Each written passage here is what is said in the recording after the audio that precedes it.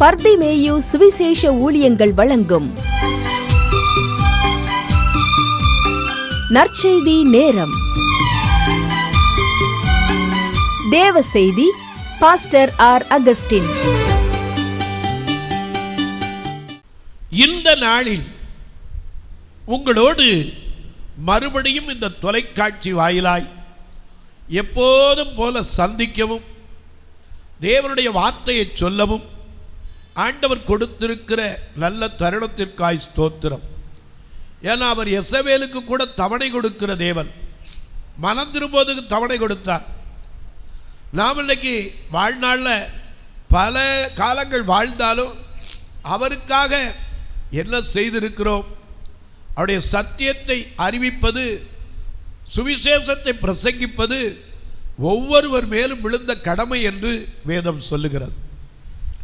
அந்த கடமையை இதுவரை கர்த்தர் செய்வதற்கு பலன் கொடுத்தார். இன்றைக்கும் அதை நிறைவேற்ற உதவி செய்தார். அல்லேலூயா. இந்த நாளில் உங்களோடு நான் பேசுவதற்காக ஜெபத்திலே காத்திருந்ததும் ஏற்கனவே உங்களோடு பேசி வருகிறதுமான ஒரு வார்த்தை உண்டு. அதை தொடர்ந்து நான் பேச விரும்புகிறேன்.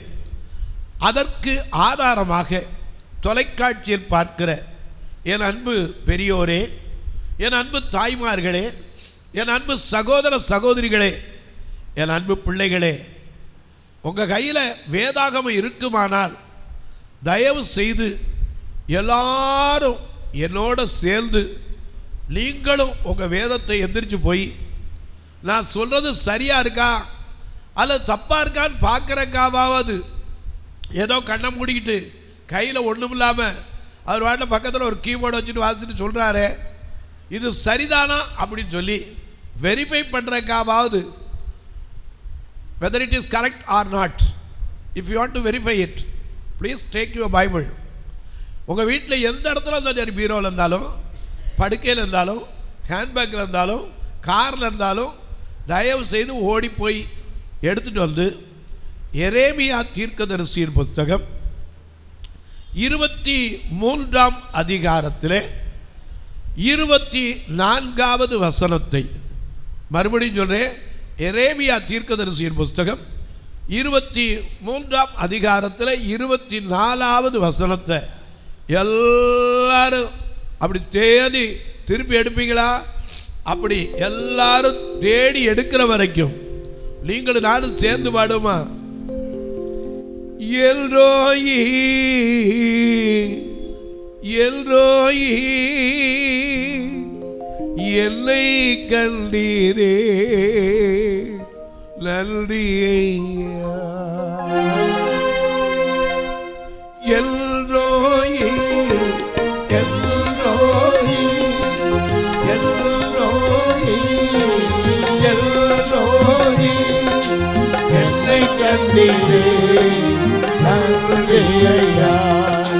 என்னை கண்டீரே நன்றி ஐயா. என்னை கண்டீரே நன்றி ஐயா. உம்மை முழு உள்ளத்தோடு ஆராதிப்பேன், முழு பலத்தோடு அன்பு கூறுவேன். ஆராதனை ஆராதனை ஆராதனை ஆராதனை ஆராதனை ஆராதனை ஆஹா ஆராதனை ஆராதனை.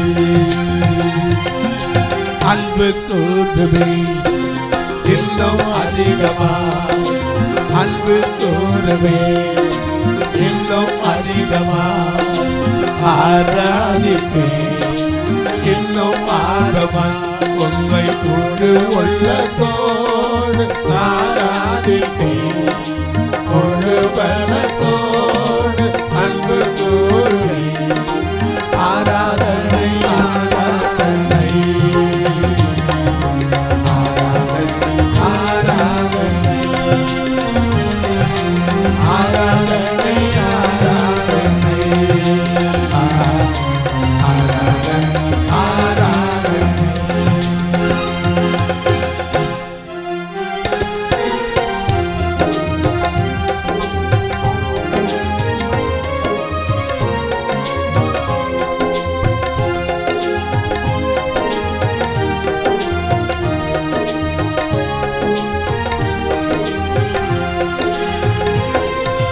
யெகோவாயிரே யெகோவாயிரே யெகோவாயிரே யெகோவாயிரே எல்லாவற்றையும் பார்த்துக் கொள்வீர் எனக்கு எல்லாவற்றையும் பார்த்துக் கொள்வீர் எல்லாவற்றையும் பார்த்துக் கொள்வீர் உம்மை முழு உள்ளத்தோடு ஆராதிப்பேன் முழு பலத்தோடு அன்பு கூறுவேன் ஆராதனை ஆராதனை ஆராதனை ஆராதனை ஆராதனை ஆராதனை ஆராதனை ஆராதனை.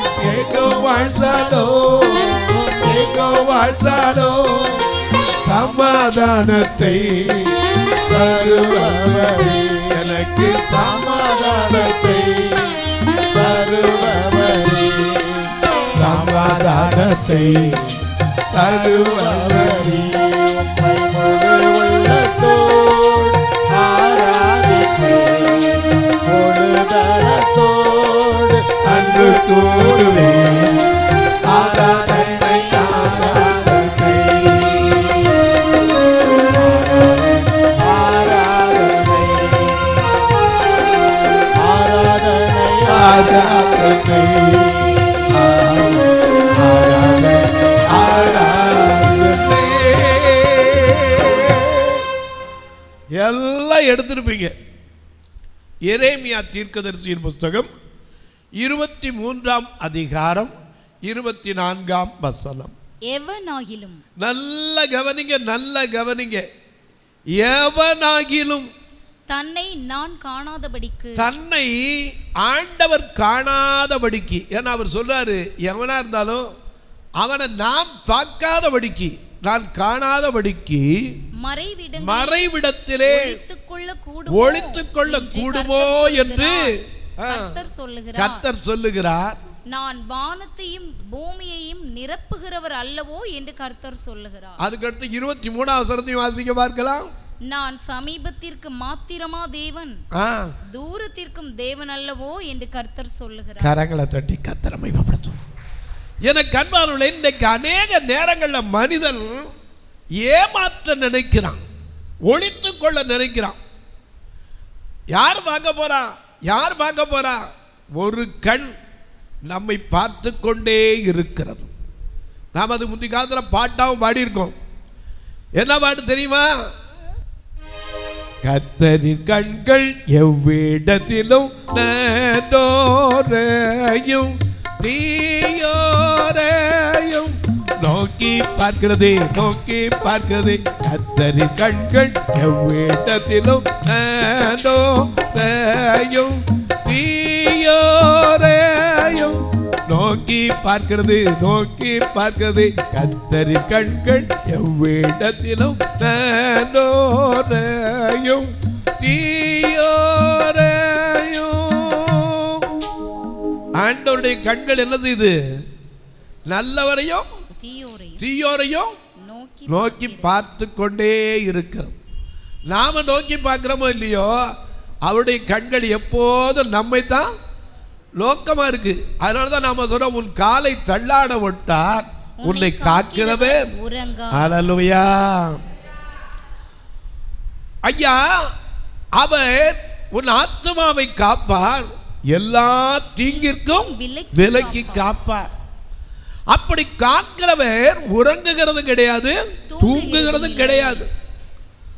நம்மையே நோக்கி பார்த்து கொண்டிருக்கா. ஏன் தெரியுமா? உங்க பிள்ளை இருக்குன்னா, உங்க பிள்ளை வெளியே போச்சுன்னா என்ன செய்வீங்க? போட்டு போட்டு எப்போ வேணாலும் வரட்டு விடுவீங்களா? அது எங்கே போகுது, என்ன செய்யுது, எப்போ என்ன செய்வீங்க? கண்ணோக்கமாக இருப்பீங்க. அதுபோல் ஆண்டவர் நம்ம எப்போது பார்த்து கொண்டிருக்கிறார். அதனால தான் ஆகார் சொன்னான் ஆதியாகமம் 16:13, என்னை காண்கிறவரை நான் இவ்விடத்தில் கண்டேன் அல்லவா என்று சொல்லி தன்னோடு பேசின தேவனுக்கு ஒரு பெயரிட்டார். என்னை காண்கிறவர் எல்ரோயி என்று பெயரிட்டார். அது மட்டுமல்ல, சங்கீதக்காரன் கூட சொல்லுகிறான், கண்ணை படைத்தவர் அவர் காணாரோ, காதை உண்டாக்கினவர் கேளாரோ. அவருக்கு தெரியாம நீ நானும் ஒழிக்க முடியுமா? ஆனா இன்னைக்கு அநேக நினைச்சுக்கிறோம், நாம செய்யறது யாருக்கு தெரியும்? ஒன்றை தெரிஞ்சுக்கங்க, இங்க வேதம் சொல்லுது, அவர் தூரத்துக்கு மட்டுமல்ல சமீபத்திற்கும் தேவன். அல்லேலூயா. அதனால்தான் தாவீது சொன்னான், என்ன சொன்னாரு? அதை ஃபாதர் பாட்டாக பாடினார். எப்படி பாடினார்? உம்மை விட்டு எங்கே ஓடுவே, உம்மை பிரிந்து வாழ முடியாதையா,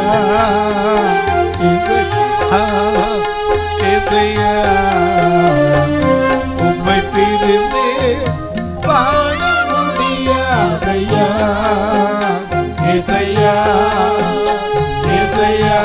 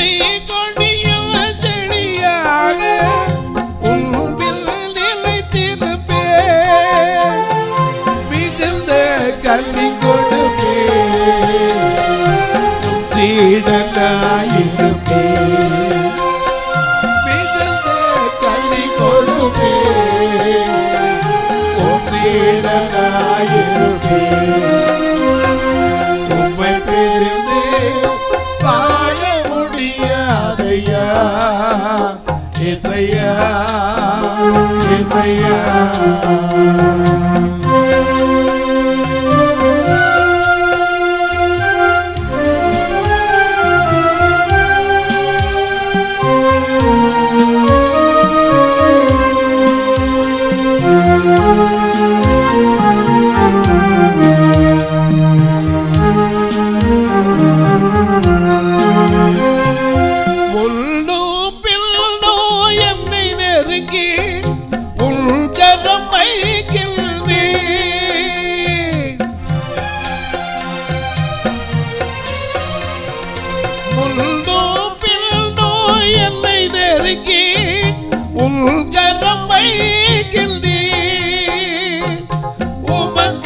மறைவா எங்கே போவே, உமக்கு மறைவா எங்கே போவே, உம்மை விட்டு எங்கே ஓடுவே, நான் உம்மை விட்டு எங்கே ஓடுவே, உம்மை பிரிந்து வாழ முடியாதையா, இசையா இசையா.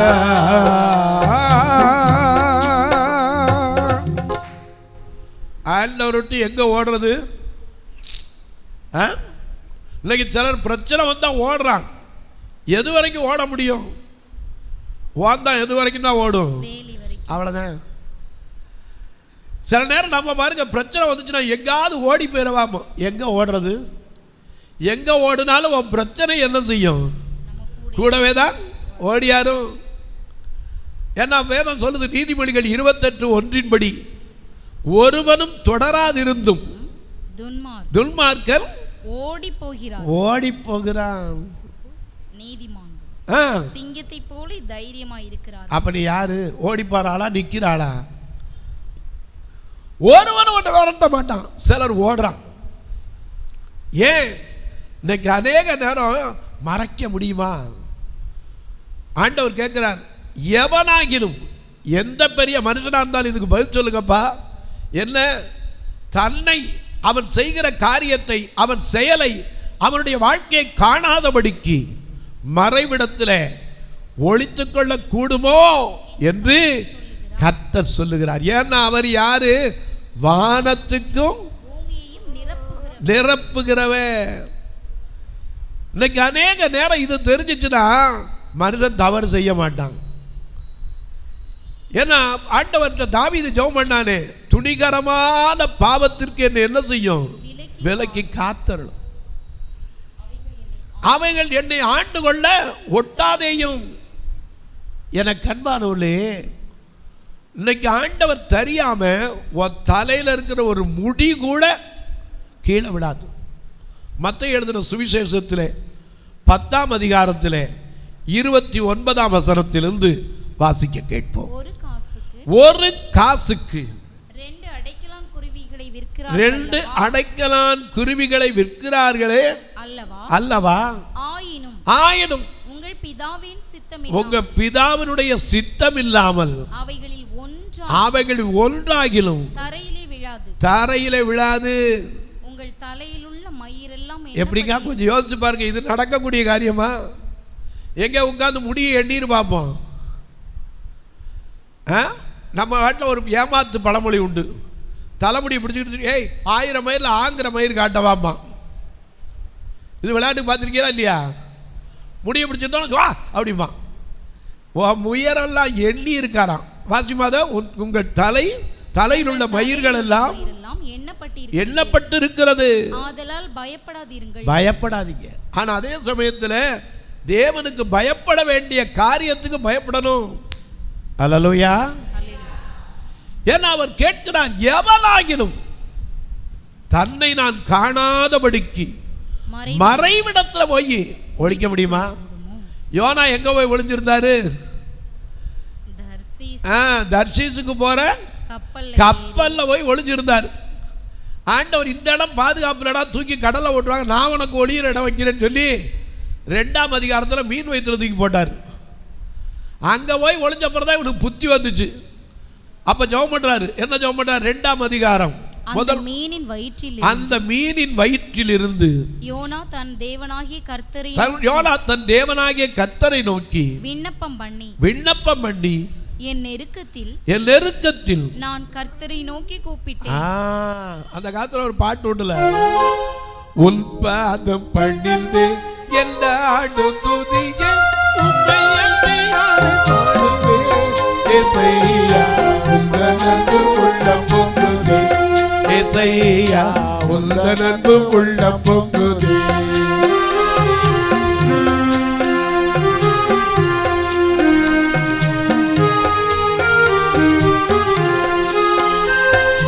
உன் பாதம் பணிந்து எல்லாடு துதியே உம்மை அன்றி யாரை பாடுவேன்?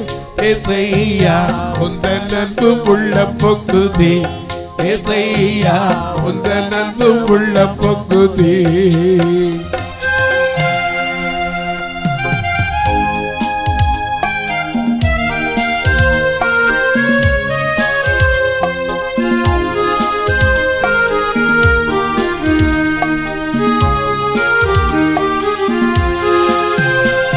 நெருக்கத்திலே உம்மை அடைத்தேன், நெருங்கி எனக்கு உதவி செய்தீர்.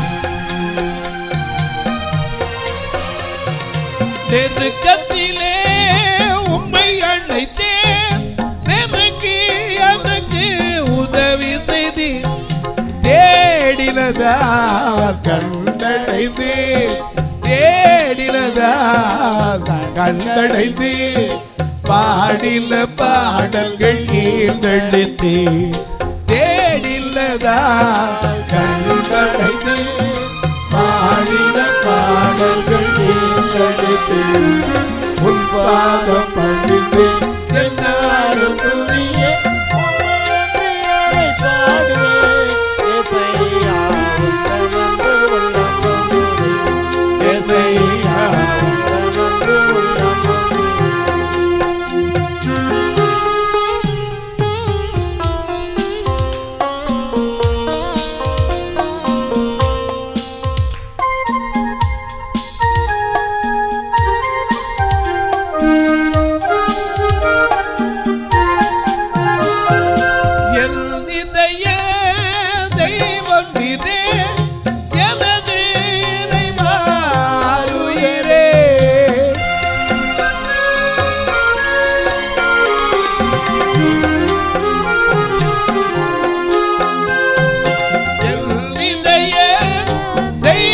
நீரே எனது இறைவா உயிரே உமது கோலோ ஒரு தடியோ உமது கோலோ ஒரு தடியோ உண்மையா என்னை தேற்றிடுதே உமது கோலோ ஒரு தடியோ உண்மையா என்னை தேற்றிடுதே உன் பாதம் ஐயா உன் பாதம் ஐயா உன் பாதம் பணிந்தே என்னாடு துதியே உன்னை அன்றி யாரை பாடுவேன் இசையா உந்த நன்பு உள்ள பொங்குதே இசையா உந்த நன்பு உள்ள பொங்குதே கரங்களை தட்டி கர்த்தரை மகிமைப்படுத்தும் ஹல்லேலூயா. யோனா ஒளிஞ்ச இடம் எது? கப்பலின் அடித்தட்டு. ஆனா கர்த்தர் அவனை கொண்டு வச்சது எங்க? மீன் வயிற்றுக்குள்ள. அப்பதான் ஒளிகிறதுனா என்னன்னு அவருக்கு புரிஞ்சிருக்கும். அங்க ஆழத்தில் இருக்கான். அவனே சொல்றான் பாருங்க, அந்த வீரம் யோனா தன் தேவனாகிய கர்த்தர் அந்த மீன் வயிற்றிலிருந்து தேவனாகிய கர்த்தரை நோக்கி விண்ணப்பம் பண்ணி நெருக்கத்திலே நான் கர்த்தரை நோக்கி கூப்பிட்டேன், அவர் எனக்கு உத்தரவு அருளினார். அப்ப எங்க இருந்தாலும் தெரியுமா தெரியாதா? அவர் எங்க இருந்து கூப்பிடுறாரு? அதுக்கு அடுத்து வாசிங்க, உத்தரவு அருளினார். நான் பாதாளத்தின் வயிற்றிலிருந்து கூக்குரலிட்டேன். எங்க தண்ணிக்குள்ள வந்து கத்துனா கேக்குமா? நீ எங்க போய் தண்ணிக்குள்ள வந்து கத்தி பாரு, உனக்கு தான் கேட்கும். பாதாளத்திலிருந்து கூக்குரலிட்டேன், நீர் என் சத்தத்தை கேட்டீர். சமுத்திரத்தின் நடு மையமாகிய ஆழத்திலே நீர் என்னை தள்ளிவிட்டீர். நீரோட்டம் என்னை சூழ்ந்து கொண்டிருக்கிறது. உம்முடைய வெள்ளங்களும் அலைகளும் எல்லாம் என்மேல் புரண்டது. நான் உமது கண்களுக்கு எதிரே இராதபடிக்கு தள்ளப்பட்டேன். முதல்ல போய் இவர் ஒளிஞ்சார்ல, இப்ப புலம்புறாரு செஞ்ச தப்ப. நான் உம்முடைய கண்களுக்கு எதிராக இராதபடிக்கு தள்ளப்பட்டேன். ஆண்டவர் தள்ளி விடுறவரா? இல்லையா?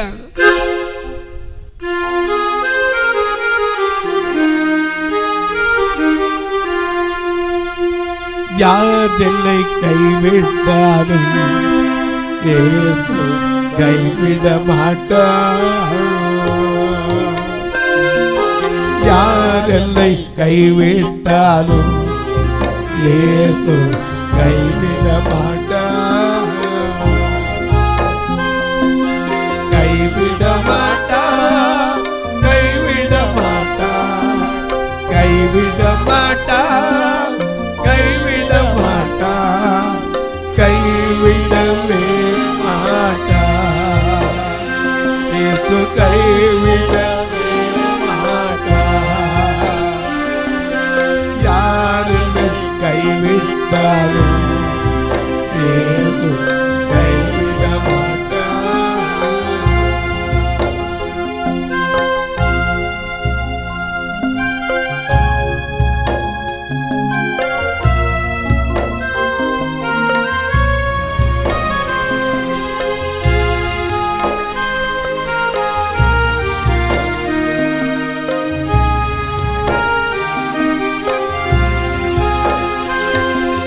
தாயும் அவரே, தந்தையும் அவரே. தாயும் அவரே, தந்தையும் அவரே. தாலாட்டுவா என்னை சீராட்டுவா, தாலாட்டுவா என்னை சீராட்டுவா. யார் என்னை கைவிட்டாலும் இயேசு கைவிட மாட்டார்.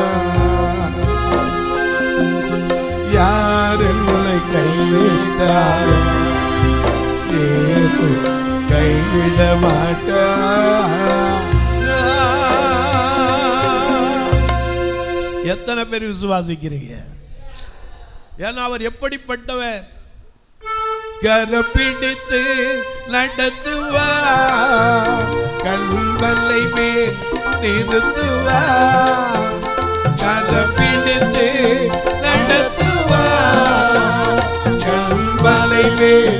திருத்துவார். ஒரு தாய் தேற்று வந்து போ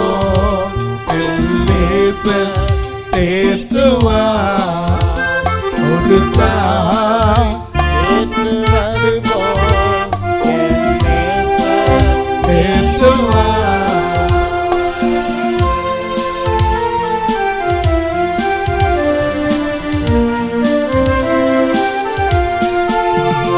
ஒரு போதும் கைவிட ஒரு நாளும் விலகிட ஒரு போதும் கைவிட ஒரு நாளும் விலகிட ஒரு தாய் ஏற்று வந்து போ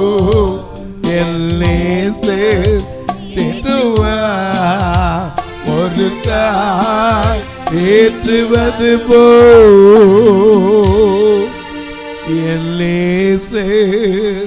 தேற்றுவார். கரங்களை தட்டி ஆண்டவருக்கு மறுபடியும் நன்றி செலுத்துவோமா? யாரை அவர் தள்ளி விடுறதில்லை. என்ன சொல்லிட்டார்? என்னிடத்தில் வருகிற ஒருவரையும் நான் புறம்பே தள்ளுவதில்லை. வருத்தப்பட்டு பாரம் சுமக்கிறவர்களே நீங்கள் எல்லாரும் என்னிடத்தில் நான் உங்களுக்கு. அப்ப எப்படி தள்ளி விடுவாரு?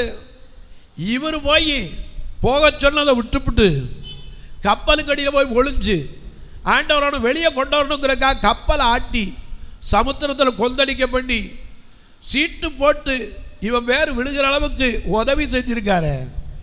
அதில் பெரிய காரியம். இவர் பேசாம போய் படுத்துக்கிட்டாரு. எல்லாரும் எந்திரிச்சு பயத்தோட அவன் தெய்வத்தோட ஜெபம் பண்ணா இவன் தூக்கிட்டு இருக்கான். கப்பல் மாலுமினா இவனை போய் தட்டி எழுப்பி, நீ எந்த ஊருக்காரண்டா? எந்த ஊருக்கு வந்த? எதுக்கு வந்த? உன் தொழில் என்ன? அப்போ தான் சொன்னான், நான் யாருடைய ஊழியக்காரன், சர்வ பூமிக்கும் ஆண்டவருக்கு நான் சொந்தக்காரன். அப்படியே போய் தூங்குறது? எந்திரி ஜெபம் பண்ணு. ஒருவேளை சாமி மனம் இறங்கி இருக்கான். அப்பவும் இவன் நான் எது நிமித்தம் இந்த கொந்தளிப்பு நிற்கலை, சீட்டு போட்டு இவன் பேரை விழுக வச்சார். விழுக வச்சு ஏன் தூக்கி போடும்போது சமுத்திரத்தில் சாக வச்சிருக்கப்படாதா? விடலையே. கரெக்டாக மீனுக்கு சொன்னார், ஏய் யோனாவை தூக்கி போடுவோம், அவனை கடிச்சிடக்கூடாது, உன் செதில் என்ன செய்யக்கூடாது, அது மேலே குத்திடக்கூடாது, 3 வாரம் வச்சிருக்கணும், ஏன்னா இதுதான் அடையாளம் நான் உயிர் தள்ள போகிறதுக்கு. ஆகையினால அவனை 3 நாள் உள்ளே வச்சிருக்கணும், செமிக்கப்படாது. நான் சொல்லும் போது கொண்டு போய் என்ன செய்யணும், பத்திரமா கரையில் ஓடணும். அவர் ஒளிச்சு வச்ச இடம் எந்த மனுஷனாவும் தேடி கண்டுபிடிக்க முடியுமா? இப்போ அங்கிருந்து கூக்குரல் இடுகிறார். அது மட்டும் இல்லை, சமுத்திரத்தின் ஆழத்திலிருந்து கூக்குரல் இட்டேன். வாசிங்க, மிக அழகா சொல்றாரு. 7ஆம் வசனத்தை வாசிங்க. 7ஆம் வசனம், என் ஆத்துமா என்னில் தோய்ந்து போகையில் கர்த்தரை நினைத்தேன். முதல்ல நினைச்சானா ஒளிஞ்சா அவருக்கு தெரியும்னு. என் ஆத்துமா என்னில் தோய்ந்து போகையில் நான் கர்த்தரை நினைத்தேன். அப்பொழுது என் விண்ணப்பம் உமது பரிசுத்த ஆலயத்திலே உம்மிடத்தில் வந்து சேர்ந்தது. பொய்யான மாயையை பற்றிக் கொள்ளுகிறவர்கள் தங்களுக்கு வரும் கிருபையை போக்கடிக்கிறார்கள். அல்லேலூயா. எப்போ அந்த ஆழத்துல இருந்து பேசி பேசி பேசி கடைசியில் உணர்ந்தான் ரட்சிப்பு கர்த்தருடையதுன்னா, உடனே கொண்டு போய் எங்க போட்டாரு? மீனுக்கு கரையில் விட்டு போட சொல்லிட்டார். இன்னைக்கு சொல்றேன், நமக்கும் ஆண்டவர் நம்ம பார்த்து கேட்கிறார். எவனாகிலும் இங்க உட்கார்ந்து இருக்க கேட்கிறவங்க, தொலைக்காட்சியில் இருக்கிறவங்க, எங்கெங்க எந்தெந்த ஊர்ல இருந்து நீங்க கேட்குறீங்களா எனக்கு தெரியாது. ஆனா மனைவிக்கு மறைக்கலாம், பிள்ளைக்கு மறைக்கலாம், சொந்த மக்களுக்கு மறைக்கலாம், ஆனா கர்த்தருக்கு மறைக்க முடியுமா? எவனாகிலும் தன்னை நான் காணாதபடிக்கு மறைவிடத்தில் ஒளித்துக் கொள்ள கூடுமோ என்று கர்த்தர் சொல்லுகிறார். அல்லேலூயா. இந்த ஒளிச்சுக்கிற பிரச்சனையை யாரு ஆரம்பிச்சு தெரியுமா? ஆதாம். ஏன்னா ஆண்டவர் நல்ல ஒரு அவனுக்கு வாழ்க்கையை கொடுத்தார். ஆதியாகமம் 2:7-8 படி பூமியின் மண்ணினாலே, ஆதியாகமம் 2:7-8, தேவனாகிய கர்த்தர் மனுஷனை பூமியின் மண்ணினாலே உருவாக்கி ஜீவ சுவாசத்தை அவன் நாசியிலே ஊதினார். மனுஷன் ஜீவ ஆத்மாவானான். தேவனாகிய கர்த்தர் கிழக்கே ஏதேன் என்னும் ஒரு தோட்டத்தை உண்டாக்கி தாம் உருவாக்கின அந்த மனுஷனை அதிலே வைத்தார். எத்தனை பெரிய கிருபை! இந்த தோட்டத்தில் கொண்டு வச்சது மட்டும் இல்லை, அவனுக்கு என்னென்ன தேவையோ எல்லாத்தையும் உருவாக்கி வச்சார். அவனுக்கு சாப்பிட்றதுக்கு, பார்க்கறதுக்கு, அவன் உலாவுறதுக்கு இடம் எல்லாத்தையும் ஆயத்தப்படுத்தி அவனை கொண்டு போய் வச்சுட்டு பார்த்தார். இவன் தனியாக இருக்கானே, இவன் தனியாக இருந்தால் என்ன ஆவான்? வாழ்க்கையில் போர் அடிச்சு கெட்டு போயிடுவான்ல. இன்னைக்கு அநேகர் தனிமை தான் வேற தீமை கொண்டு போயிடுது. தனிமை. ஏன்னா இயேசுவே சொன்னார், யோவான் 16:32. யோவான் 16:32. இதோ நீங்கள் சிதறுண்டு அவனவன் தன் இடத்துக்கு போய் என்னை தனியே விட்டுவிடும் காலம் வரும். அது இப்பொழுதே வந்திருக்கிறது. ஆனாலும் நான் தனித்திரேன், பிதா என்னோடு இருக்கிறார். அப்படிப்பட்டவர் நம்மளை தனிமையா விட்டுருவாரா? ஏன்னா தனிமை பற்றி அவருக்கு தெரியும். தனிமை வாட்டும் போது நல் துணையாயிருப்பவரே, தனிமை வாட்டும் போது நல் துணையாயிருப்பவரே, அதை தாங்கிட பலன் கொடுத்து அயவா அழைப்பவரே, அதை தாங்கிட பலன் கொடுத்து அயவா அழைப்பவரே,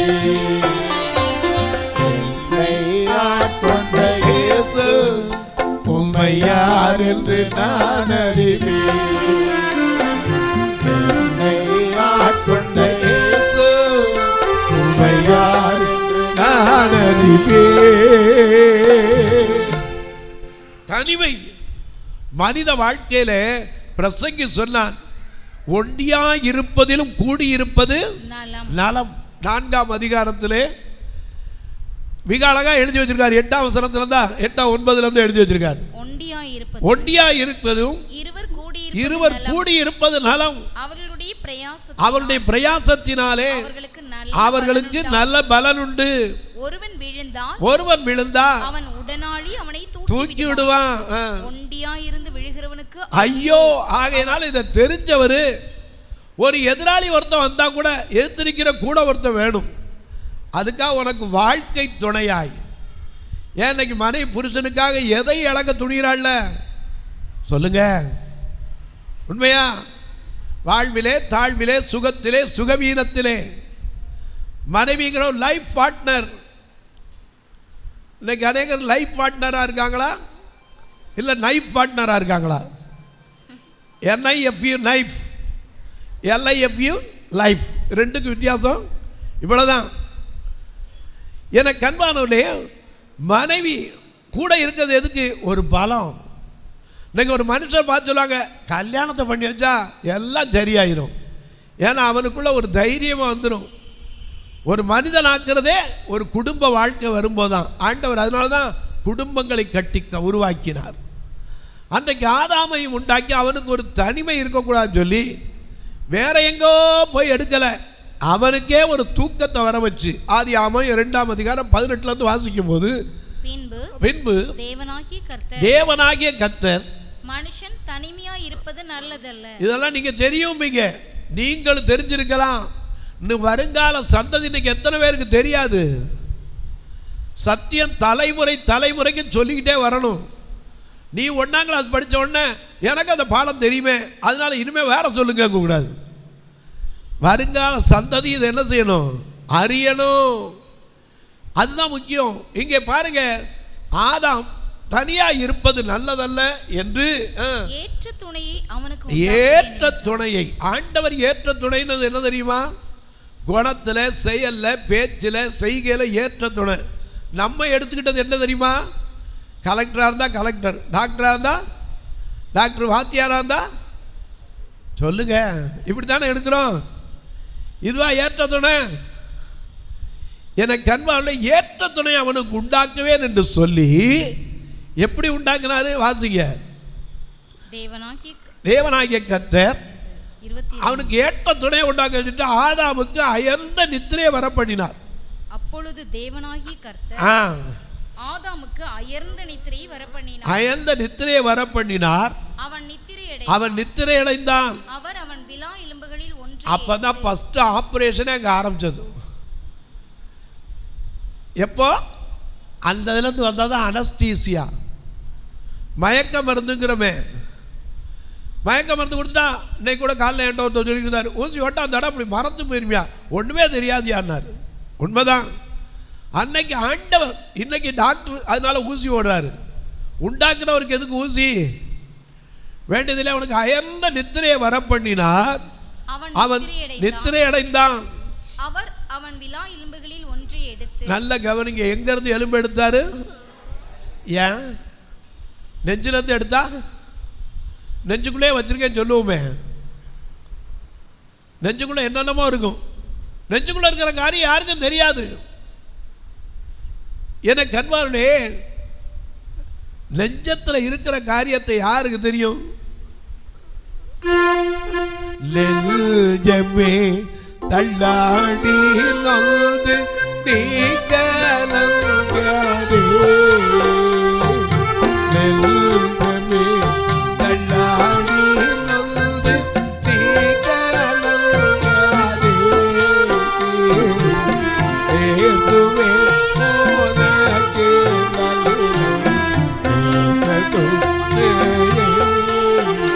கிறிஸ்தேசுவே உனக்கு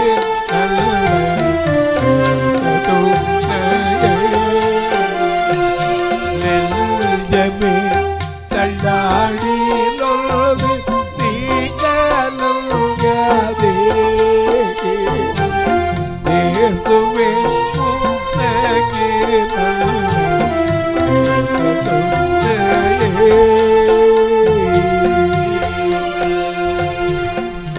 நல்ல கவனிங்க. இந்த நெஞ்சில இருந்து எடுக்கல, தலையில மூளையா இருப்பா மனைவியின் தலையிலிருந்து எடுக்கல. எங்க இருந்து எடுத்தாரு? விலாவில. ஏன்? உனை என்னை உருவாக்குன அந்த பாவத்துக்காக தான் விலாவில குத்தப்பட்டார். நாம பாடுறோம்ல, எல்லாத்துக்கும் பாட்டு வச்சிருக்கோம். எட்டியால் சேபகன் எட்டிய கோத்த இறைவன் விலாவதிலே. எட்டியால் சேபகன் எட்டிய கோத்த இறைவன் விலாவதிலே. அவன் எட்டிய தீர்க்கையும் குருதியும் திரண்டு போனது. அவன் எட்டிய தீர்க்கையும் குருதியும் திரண்டு போனது. சந்திதே சூரிய சகலவன் தேனைகள் சகியாமல் நாடையோ. சந்திலே சூரிய சகலவன் தேனைகள் சகியாமல் நாடையோ. தேவ சுந்தரமைந்த உயிரிழம் துடிங்கா நெல்கொண்டோ. தேவ சுந்தரமைந்த உயிர் விடும் காட்டியா துடிங்கா நெல்கொண்டோ. விலாவிலே அப்போஸ்தலர் 12ஆம் அதிகாரத்திலே பேதுருவை கர்த்தருடைய தூதன் எதுல தட்டா எழுப்புனா? விலாவிலே தட்டி. இன்னைக்கு பக்கத்தில் இருக்க விலாவில் கை வச்சு பாரு, உடனே என்ன வரும் சொல்லுங்க? கூச்சம் வருது. ஆண்டவர் அவனுடைய விலாவிலிருந்து ஒரு எலும்பை எடுத்து அதை பெண்ணாக உருவாக்கி ஆதாமிடத்தில் அழைத்து வந்தார். அப்பதான் தூங்கி எந்திரிக்கிறான். தூங்கி எந்திரிச்சோன்னா காதல் பாட்டு. ஆதியாகமம் 2:21-22 வாசிக்க பார்க்கலாம். 20 வாசிங்க. தேவனாகிய கர்த்தர் தாம் மனுஷனில் எடுத்த விலா எலும்பை மனுஷியாக உருவாக்கி அவளை மனுஷனிடத்தில் கொண்டு வந்தார். அப்பொழுது ஆதாம் அன்னைக்கு பாட ஆரம்பிச்சான், இவள் என் எலும்பின் எலும்பும் என் மாம்சத்தில் மாம்சமும் இருக்கிறாள், மனுஷனிலிருந்து எடுக்கப்பட்டபடியால் மனுஷி என்னப்படுவாள் என்றான். இது நிமித்தம்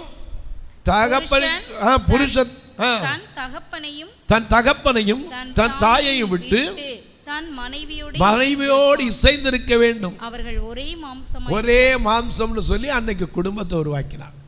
இந்த குடும்பத்தை கொண்டு போய் ஆண்டவர் எங்க வச்சாரு? தோட்டத்தில் பாதுகாக்கிறதுக்கு.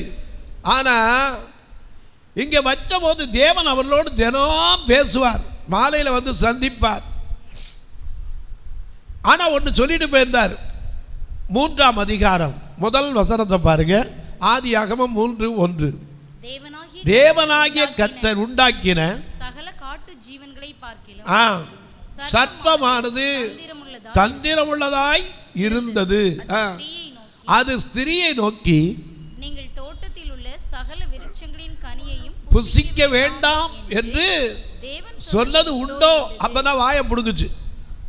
அவ சொன்னா, இல்லை இல்லை எல்லாத்தையும் சாப்பிடக்கூடாது, எல்லாம் ஒன்றை மட்டும். ஏன் சொன்னார் தெரியுமா?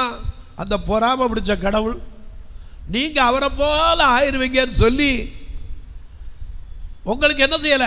அதை கொடுக்கல. நீங்க புசிக்கும் நாளிலே உங்கள் கண்கள் திறக்கப்படும், நீங்க தேவனை போல ஆயிருவீங்க அப்படின்னா.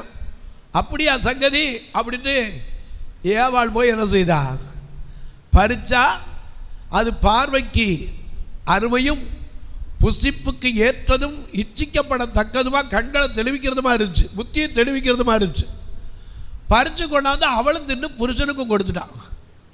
கொடுத்த மாத்திரத்திலே அவர்கள் கண்கள் திறக்கப்பட்டது, நிர்வாணி என்று அறிந்தான். அப்பதான் அவனுக்குள்ள முதல்ல வெட்கம் வந்துச்சு.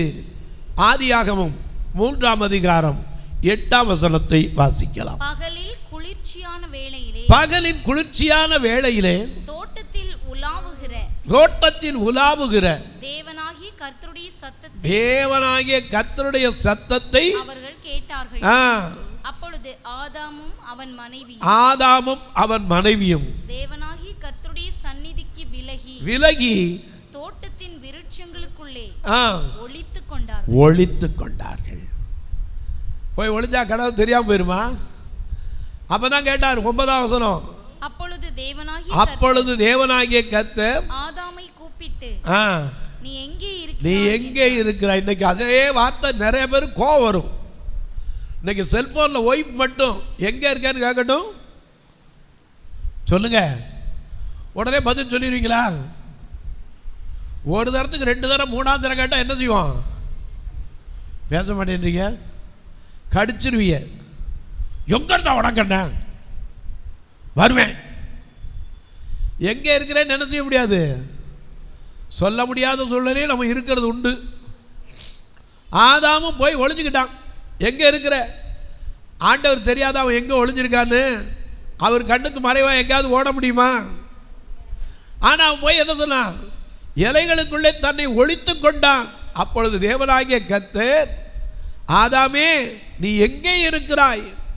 அவன் சொன்னா, உங்களுடைய சத்தத்தை தோட்டத்தில் கேட்டேன், நான் நிர்வாணியா இருக்கிறதுனால பயந்து என்ன செஞ்சுட்டேன்? ஒளித்து கொண்டேன். அப்ப கேட்டாரு, எப்படி உனக்கு நிர்வாணி தெரியும்? நான் விலைக்கு வச்சது சாப்பிட்டியா? உடனே ஆமாண்டவர் என்ன கூட மன்னிச்சிருப்பாரு.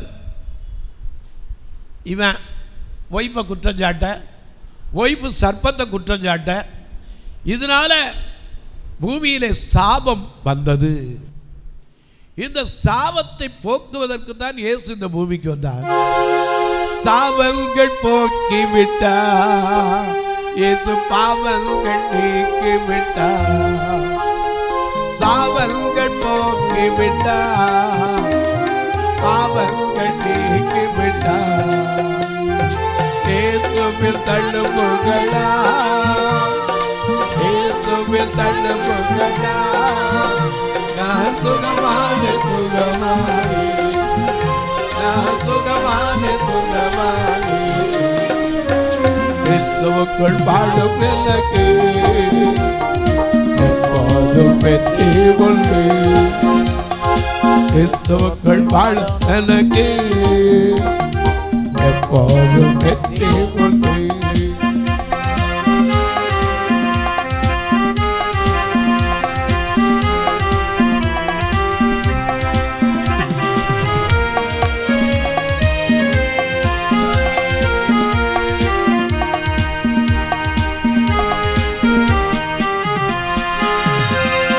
சாத்தானின் அதிகாரம் எல்லாம் என் நேசர் பறித்துக் கொண்டார்.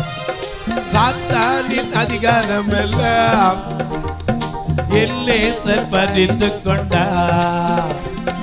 சிலுவையில் அறைந்து விட்டார், சிலுவையில் அறைந்து விட்டார். இயேசு காலாலே மிதித்து விட்டார், இயேசு காலாலே மிதித்து விட்டார். கிறிஸ்துவுக்குள் வாழும் நம்மளுக்கு எப்போது வெற்றி உண்டு. வெற்றி வெற்றி வெற்றி வெற்றி வெற்றி வெற்றி வெற்றி வெற்றி வெற்றி வெற்றி வெற்றி வெற்றி வெற்றி வெற்றி வெற்றி வெற்றி.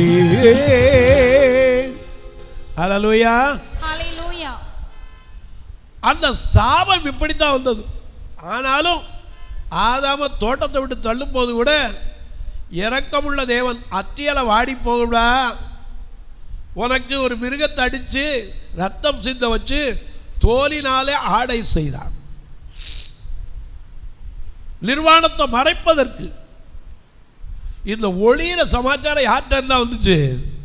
முதல்ல ஆதாம்கிட்ட இருந்தா வந்துச்சு. இன்னைக்கு நமக்குள்ளே இருக்கா இல்லையா? யார் பார்க்க போறா? யாருக்கு தெரியும்? சில நேரம் செய்யத்தான் செய்கிறோம். அப்போஸ்தலர் நடவடிக்கைகள் 5ஆம் அதிகாரத்தில் அனனியா சபீராள் ஒரு குடும்பம். இவங்க எப்படிப்பட்டவங்க? 5ஆம் அதிகாரம் முதல் வசனத்தை பாருங்க. அனனியா என்னும் பேருள்ள ஒருவனும் அவனுடைய மனைவியாகிய சபீராளும் தங்கள் காணியாட்சியை விட்டார்கள். நல்ல கவனிக்க, தனக்குரிய காணியாட்சியை தான் விட்டாங்க. ஆனால் அதில் ஒரு பங்கை வஞ்சித்தார்கள். ஏன்னா காணிக்கையை வஞ்சிக்க கூடாது. அந்த நாட்களிலே காணியாட்சியை விற்றா எல்லாவற்றையும் கொண்டு வந்து என்ன செய்யணும்? பொதுவாக வைக்கணும். அப்போஸ்தலர் 2ஆம் அதிகாரம் 43 44 வாசிக்கலாம். எல்லாருக்கும் பயம் உண்டாயிற்று. ஏன் பயம் உண்டாச்சு தெரியுமா? அப்போஸ்தலர்களால் அநேக அற்புதங்களும் அடையாளங்களும் செய்யப்பட்டது. விசுவாசிகள் எல்லாரும் ஒருமித்திருந்து சகலத்தையும் பொதுவாய் வைத்து அனுபவித்தார்கள். காணியாட்சிகளையும் ஆஸ்திகளையும் விற்று ஒவ்வொருவனுக்கும் தேவையானதற்கு தக்கதாக அவைகளில் எல்லாருக்கும் பகிர்ந்து கொடுத்தார்கள். இன்னைக்கு அப்படி இருக்க முடியுமா? அனனியா சபீராள் அந்த காலத்தில் வாழ்ந்தவங்க. இவங்க காணியாட்சியை விற்று ஒரு பங்கை வஞ்சித்து பேதுருட்டு வந்து பொய் சொன்னாங்க. மல்கியா தீர்க்கதரிசியின் புஸ்தகம் 3ஆம் அதிகாரம் 8ஆம் வசனத்தை வாசிக்கலாம். மல்கியா, தேவனை வஞ்சிக்கலாமா? நல்ல கவனிங்க. மனுஷன் தேவனை வஞ்சிக்கலாமா? நீங்களோ என்னை வஞ்சிக்கிறீர்கள். எதினால்? வஞ்சித்தோம் என்கிறீர்கள். காணிக்கையிலும் தசம பாகத்திலும் தானே. இன்னைக்கு எத்தனை பேர் காணிக்கையில கரெக்டா கையில மடிச்சு போடுற? எத்தனை பேர் வெறுங்கையை போட்டு எடுக்கிறீங்க? ஆண்டவர் கேட்பார், வஞ்சிக்க கூடாது. அதுக்கு நீ சும்மாவே அதை பற்றி தப்பே கிடையாது. எனக்கு அன்பாலே, மனுஷன் தேவனை வஞ்சிக்கலாமா? தசம பாகம் நீங்கள் சொல்லிங்க, எனக்கு என்னையா தசம பாகம் வருது? 1500 ரூபா ஆண்டவர் கிருபையா நமக்கு எந்த வேலை செய்யாட்டாலும் அரசாங்கம் கொடுத்துருக்கேன். இதில் முதல்ல கர்த்தருக்கு 150 ரூபா நம்மளால் கொடுக்க முடியுதா? அது எப்படிங்க 150? போஸ்ட்மேனுக்கு 50 ரூபா கொடுப்போம். போஸ்ட்மேன் கொஞ்சம் லேட் ஆயிடுச்சுன்னா இருங்க 100 ரூபா தர இருங்கப்போ. ஆனால் எதுவும் கொடுக்க மாட்டோம், கர்த்தருக்கு கொடுக்க மாட்டோம். ஆனால் கொடுத்து பார். இன்னைக்கு தசமபா கொடுத்தவங்கள எப்படி வாழ்க்கையில் முன்னேறினாங்கிறது ஏகப்பட்டவர். எஸ்பிஎஸ் ஜெர்மன் கம்பெனி, கோபால் பல்பொடி, இவங்களை குறித்து உங்களுக்கு தெரியும், கொக்கோ கோலா, இவர்களெல்லாம் தசமபாகை கொடுத்து இன்னைக்கு எந்த நாளே டாப் லெவலில் கர்த்தர் வைத்திருக்கிறார். இன்றைக்கு நமக்கு தெரியும் நம்முடைய வருமானம் என்ன. ஆண்டவர் கொடுக்க வேண்டியது என்ன செய்யணும்? கொடுக்கணும். ராயனுக்குரியதை ராயனுக்கும், தேவனுக்குரியதை தேவனுக்கும் கொடுக்கணும். அதுக்காக அதை கொடுத்தே ஏழைகளுக்கு தர்மம் செய்யாமல் இருக்கக்கூடாது, அதுவும் செய்யணும். எனக்கு அன்பானுடைய இங்கே பார்க்கிறோம், மிக அழகாக எழுதி வச்சிருக்கார். இது அனனியா சப்பீராள் தன் காணியாட்சியை விட்டு அதில் ஒரு பங்கை வச்சுட்டு பேதுருட்ட வந்து சொன்னாங்க. பேதுரு கேட்டார், அனனியாவே இவ்வளவு தானா விற்றீர்கள்? அவன் உடனே என்ன சொல்லிருக்கோம், இல்லையா ஒரு பங்கை நாங்கள் ஏதோ குழந்தை வரைக்கும் ஒரு குடும்ப தேவைக்காக வச்சிருக்கோம் சொன்னால் என்ன செய்வார்? ஏதாவது சொல்லுவாரா? இல்லையே. நீ எல்லாவற்றிலும் வாழ்ந்து சுகமாக இருக்கணும் தான் கர்த்தர் விரும்புகிறார். ஆனால் என்ன சொன்னா வாசிக்க பார்க்கலாம்.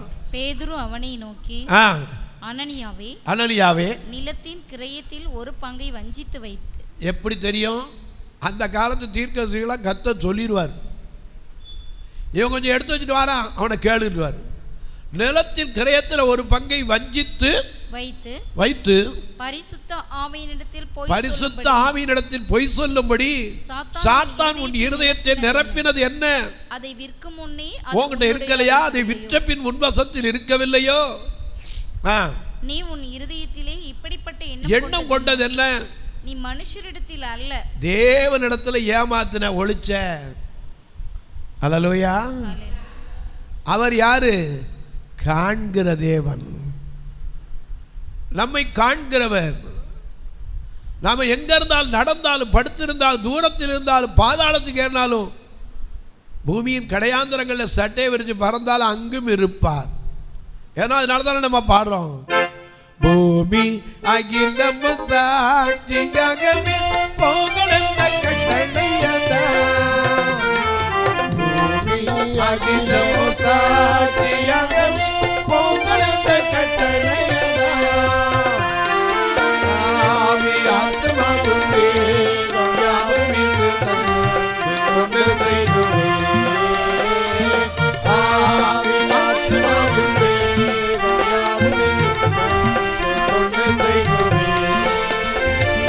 எந்த எண்ணம் நாமே ஆத்மாவின் கீழவே நேசரே சுவை நானும் ஏற்றி மகிழ்ந்திடுவே. நேசரே சுவை நானும் ஏற்றி மகிழ்ந்திடுவே. ஐயா, பூமி அகிலமும் சாட்சியாக போங்கன்னாரு. அவருக்கு தெரியாதா? பூமியும் அதன் நிறைவும் உலகமும் கர்த்தருடையது, வெள்ளியும் பொன்னும் என்னுடையது, ஆகாய 2:8 அவருடையது. இவன் கொண்டு மறைச்சு வச்சான். பேதுரு எவ்வளவு தானே வித்த பிறகு ஓண்டத்தானே இருந்துச்சு. ஒரு பங்கை வஞ்சிக்கிறதுக்கு சாத்தா பரிசுத்தாவிக்கு விரோதமாக பொய் சொல்றதுக்கு உன் இருதயத்தை நிரப்பினா அடுத்த நிமிஷம் கீழே விழுந்து எழுந்துட்டான், செத்தே போனான். நியாய தீர்ப்பு வந்துருச்சு. அதுக்கு பின்னாடி அவனை தூக்கிட்டு போயிட்டாங்க. 3 மணி நேரம் ஏறக்குறைய அவனுடைய மனைவிக்கு தெரியாது. வாசிங்க. ஏறக்குறைய 3 மணி நேரத்துக்கு பின்பு அவனுடைய மனைவி நடந்ததை அறியாமல் அவளுக்கு தெரியாது. புருஷன் செத்து போயிட்டா கூட அந்த கத்தை சொல்ல மாட்டாங்க. ஏன்னா கத்தருக்குள்ள அதை பற்றியெல்லாம் கவலை கிடையாது. தேவனுடைய ராஜ்யத்தில் கொள்வனை கொடுப்புன கிடையாது. 3 மணி நேரம் கழிச்சு அவளுக்கு அறியாம அவட்டையும் கேட்கிறார், சபீராளே அவன் காணியாச்சிய இவ்வளோ தான் விற்றீங்களா? அவளும் ஆமாண்ணா. உடனே சொன்னார், 2 பேரும் ஒருமனப்பட்டது என்ன? உன் புருஷனை அடக்கம் பண்ண காலு இதோ வாசற்படியில் நிற்குதுன்னா அடுத்த நிமிஷம் அவளும் கீழே விழுந்தா செத்து போனான். இன்னைக்கு அப்படிப்பட்ட ஜட்ஜ்மெண்ட் இல்லை. ஆண்டவர் புதிய ஏற்பாட்டு காலத்தில் இறக்கத்தில் இருக்கிறார். அநேக நாள் நமக்கு தெரியல. அவர் தண்டிப்பாரானால் நாம் எங்கே நிற்க முடியும்? நாம் இன்னைக்கு தெரிஞ்சுக்க வேண்டியது என்ன? தன்னை அவர் காண்கிறார் என்பதை நீ உணர வேண்டும். உன்னை காண்கிறார், என்னை காண்கிறார். காண்கிற தேவன். அவருக்கு முடியாது ஒழிச்சுக்கிற முடியுமா? அதனால தான் யோசேப்பு சொல்கிறான், என்னை தவிர இங்கே வேற ஒரு பெரிய ஆள் இல்லை, உன்னை தவிர எதுவும் விலக்கி வைக்கலை. அப்படி இருக்க இந்த துணிகரமான பாவத்தை நான் தேவனுக்கு விரோதமாக பாவம் செய்வது எப்படி? அந்த உணர்வு இருந்துச்சே. இன்னைக்கு நமக்குள்ள அந்த உணர்வு இருக்கா? எவனாகிலும் தன்னை நான் காணாதபடிக்கு மறைவிடத்திலே ஒளித்துக் கொள்ள கூடுமோ என்று கர்த்தர் சொல்லுகிறான். அநேக காரியங்கள் உண்டு. ஆனால் ஒரு காரியத்தை மட்டும் இன்னைக்கு உங்களுக்கு சொல்ல போகிறேன். உங்கள் வேதத்தை எல்லாரும் தயவு செய்து யோசுவாவின் புஸ்தகம் 6ஆம் அதிகாரம் 18-19 வசனத்துக்கு திருப்புங்க. யோசுவாவின் புஸ்தகம் 6ஆம் அதிகாரம் 18-19 வசனம். சாபத்தீடானதிலே ஏதாகிலும் எடுத்துக்கொள்ளுகிறதினாலே நீங்கள் சாபத்தீடாகாதபடிக்கு இஸ்ரவேல் பாளையத்தை சாபத்தீடாக்கி, அது மட்டுமல்ல இஸ்ரவேலுடைய பாளையத்தை சாபத்தீடாக்கி அதை கலங்க பண்ணாதபடிக்கு நீங்கள் சாபத்தீடானதற்கு மாத்திரம் எச்சரிக்கையாய் இருங்க. வேற ஒண்ணுமே சொல்லல. ஏன்னா எரிகோ பட்டணத்துல வந்து நிக்கிறாங்க. ஏன்னா நம்ம பாடுறோம், எழுப்புதலின் நேரமல்லோ இது யோசுவாவின் காலமல்லோ, எழுப்புதலின் நேரமல்லோ இது யோசுவாவின் காலமல்லோ, எக்காலம் போது எரிகோவை தகர்வோம், ஆரவாரதொலியோடு கானானுக்குள் நுழைவோம், எக்காலம் போது எரிகோவை தகர்வோம், ஆரவாரதொலியோடு கானானுக்குள் நுழைவோம். எழுப்புதலில் நேரமல்லோ இது யோசுவாவின் காலமல்லோ.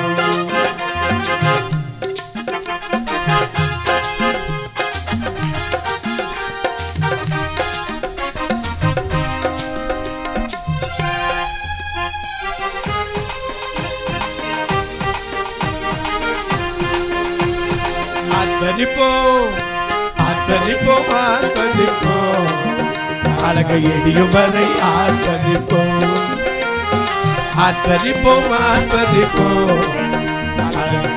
வரை ஆர்ப்பரிப்போம்.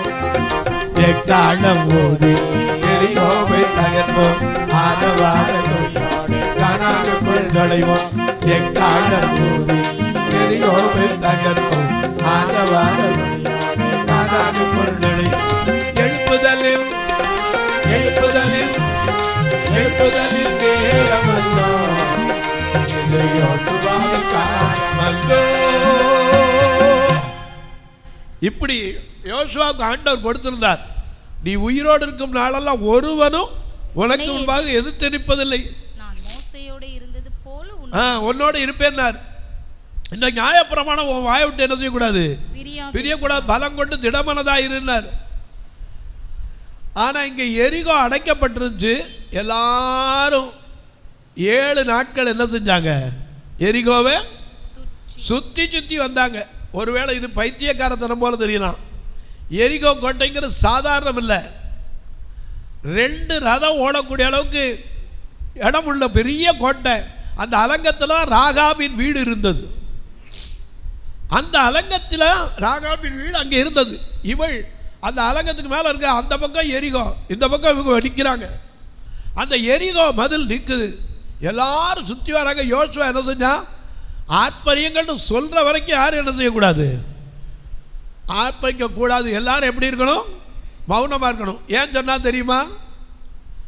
என்னை மாதிரி ஆளுக்கு ஒருத்தர் நின்னோம்னா சொல்லியிருப்போம், ஏயா கட்டடம் பெரிய ஸ்ட்ராங்காக இருக்குது, இடிக்கிறதுக்கு சவறு எவ்வளோ ஸ்ட்ராங்காக இருக்குது, இதுக்கு கடப்பாறை தீட்டுவான்னு சொல்லு, மண்வெட்டி தீட்டுவான்னு சொல்லு, சுற்றி தீட்டுவான்னு சொல்லு, சுற்றி வர சொன்னால் என்னையா பைத்தியக்காரத்தனம்?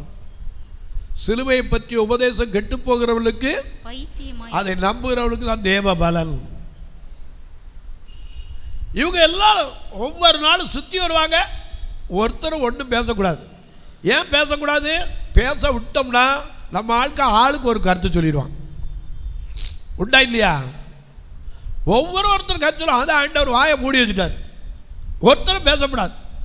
6 நாள் சுற்றி 7ஆம் நாள் அலங்கை என்ன செஞ்சு இடிந்து விழுந்தது. இடிஞ்சு விழுந்தது.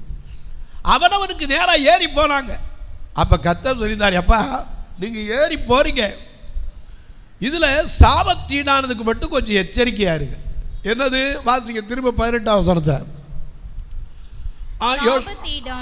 சாபத்தீடானதில் ஏதாகிலும் எடுத்துக்கொள்ளுகிறதினாலே நீங்கள் சாபத்தீடாகாதபடிக்கு இஸ்ரவேல் பாளையத்தை சாபத்தீடாக்கி, அது மட்டுமல்ல அந்த பாளையத்தையே சாபத்தீடாக்கி அதை கலங்க பண்ணாதபடிக்கு நீங்கள் சாபத்தீடானதற்கு மாத்திரம் எச்சரிக்கையா இருங்கள். சகல வெள்ளியும் பொன்னும் வெண்கலத்தினாலும் இரும்பினாலும் செய்யப்பட்ட பாத்திரங்களும் கர்த்தருக்கு பரிசுத்தமானவைகள் அவைகள் கர்த்தரின் பொக்கிஷத்தில் சேர்க்கப்பட வேண்டியவைகள். எக்காலங்களை ஊதுகையில் ஜனங்கள் ஆர்ப்பரித்தார்கள். எக்கால சத்தத்தை ஜனங்கள் கேட்டு மகா ஆரவாரத்தோட முழங்குகையில் அலங்கம் இடிந்தது.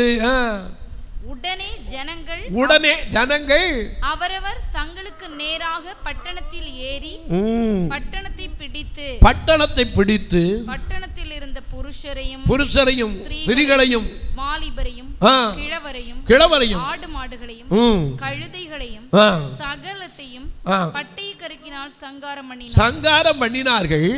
யோசுவா தேசத்தை வேவு பார்த்த 2 புருஷரை நோக்கி, நீங்கள் அந்த வேசியின் வீட்டிலே போய், அங்க ராகாப் இருந்தனால அவன் சொல்லியிருந்தா, இந்த பட்டணத்தை வரும்போது உனக்கு இறக்கம் செய்வோம் சொல்லியிருந்தான். அந்த பட்டணத்தை போய் அவளுக்கு மட்டும் என்ன செய்யணும்? தயவு செய்யணும்.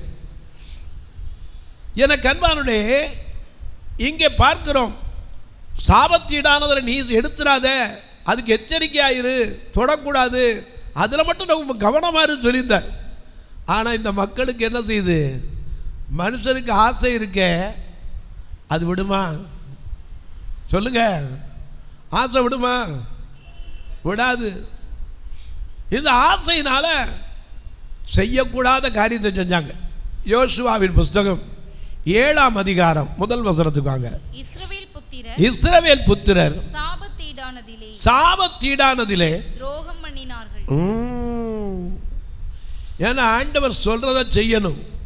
அவர் என்ன உங்களுக்கு சொல்லுகிறாரோ அதன்படி செய்யுங்கள்.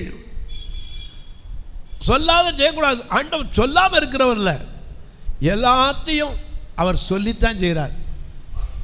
இப்போ சொல்லித்தான் இருக்காரு, மனம் திரும்புங்கள், பரலோக ராஜ்யம் சமீபம், இதோ சீக்கிரமாய் வருகிறேன், அவனவன் கிரியை கேட்டு அவனவனுக்கு அளிக்கும் பலன் வருகிறது சொன்னவர், துன்மார்க்கத்தில் சாவது எனக்கு பிரியமே இல்லைன்னு தான் சொன்னார். இங்கே பார்க்கிறோம் 7ஆம் அதிகாரம் 1 வசனம் திரும்ப வாசிங்க. இஸ்ரவேல் புத்திரர் சாபத்தீடானதிலே துரோகம் பண்ணினார்கள். எப்படி எனில் யூதா கோத்திரத்து சேராகுடைய குமாரனாகிய சப்தியின் மகன். இப்ப யூதாவை பத்தி தான் பாடினா. என்ன பாடுனீங்க? சத்துருவின் கோட்டையை யூதா முதலில். அதே கோத்திரத்தில் இருந்தவன் தான் இங்கே எழுதப்பட்டிருக்கு. திரும்ப வாசிங்க. இஸ்ரவேல் புத்திரர் சாபத்தீடானதிலே துரோகம் பண்ணினார்கள். எப்படி எனில் யூதா கோத்திரத்து சேராகுடைய குமாரனாகிய சப்தியின் மகன் கர்மிக்கு பிறந்த ஆகான் என்பவன் சாபத்தீடானதிலே சிலதை எடுத்துக்கொண்டான். அதுதான் பிரச்சனை. தொடாதேனாரு, ஆனா இவன் என்ன செஞ்சான்? எடுத்துக்கொண்டான். ஆகையால் இஸ்ரவேல் புத்திரர் மேல் கர்த்தருடைய கோபம் உண்டது. கர்த்தருடைய கோபம், ஏன்னா தொடாதேன்னு தொட்டானே, கோபம் உண்டது. யோசுவா எரிகோவில் இருந்து பெத்தேலுக்கு கிழக்கில் உள்ள பெத்தாவேன் சமீபத்தில் இருக்கிற ஆயி பட்டணத்துக்கு போகும்படி ஆட்களை அனுப்பினார். நீங்கள் போய் அந்த நாட்டை வேவு பாருங்கள் என்றான். அந்த மனுஷர் போய் ஆயியை வேவு பார்த்து யோசுவாவினிடத்தில் திரும்பி வந்து அவனை நோக்கி, ஜனங்கள் எல்லாரும் போக வேண்டியதில்லை. இது பெரிய இது இல்லையா? ரொம்ப போக வேண்டியது கிடையாது. ஏறக்குறைய 2000-3000 பேர் போய் ஆயியை முறியடிக்கலாம். எல்லா ஜனங்களையும் அங்கே போகும்படி வருத்தப்படுத்த வேண்டியதில்லைன்னு சொன்னான். அவர்கள் கொஞ்சம் பேர் தான் என்றார்கள். சரி, அப்படியே ஜனங்களில் ஏறக்குறைய 3000 பேர் அவ்விடத்திற்கு போனார்கள். அவ்விடத்திற்கு எதுக்கு? அந்த ஆய் பட்டணத்துக்கு நேரம் பாளையம் இறங்க போனாங்க. ஆனாலும் அவர்கள் ஆயின் மனுஷருக்கு முன்பாக முறிந்து ஓடினார்கள். நிக்க முடியல. ஏன் ஐயா? செய்கிற தவறு ஆண்டவர் சொன்னதை மறக்கிறது. தொற்றாத ஒரே ஒருத்தன் செய்யற தப்புனால்தான் அன்னைக்கு யோனா ஒருத்தன் செஞ்ச தவறுனால்தான் அந்த சமுத்திரத்தில் கப்பல் ஆடியது. இன்னைக்கு ஒரே ஒருத்தன் யூதா கோத்திரத்தில் சப்திக்கு பிறந்த கர்மியின் மகன் ஆகான். இவன் என்ன பண்ணா? சிலவற்றை எடுத்து வைத்து கொண்டான். அதனால அவங்களால நிற்க முடியல. எல்லாரும் வந்து சொன்னாங்க ஆய்பட்டணத்தை முறியடிக்க முடியல. யோசுவா என்ன செய்யறான்? முகம் கொப்புற விழுந்து ஆடுறான். ஏன் தெரியுமா? யோசுவா 1:5 அவருக்கு கொடுத்த வாக்கு என்ன? உயிரோடு இருக்கும் நாளெல்லாம் ஒருவனும் உனக்கு முன்பாக எதிர்த்து நிற்பதில்லை. ஆமா, நான் மோசேயோடு இருந்தது போல உன்னோடும் இருப்பேன். நான் உன்னை விட்டு விலகுவதும் இல்லை, உன்னை கைவிடுவதும் இல்லை. என் உயிரான இயேசு, என் உயிரான இயேசு, என் உயிரோடு கலந்து, என் உயிரை நான் உம்மை துதிப்பேன், என் உயிரை நான் உம்மை துதிப்பேன். என் உயிரான இயேசு, என் உயிரான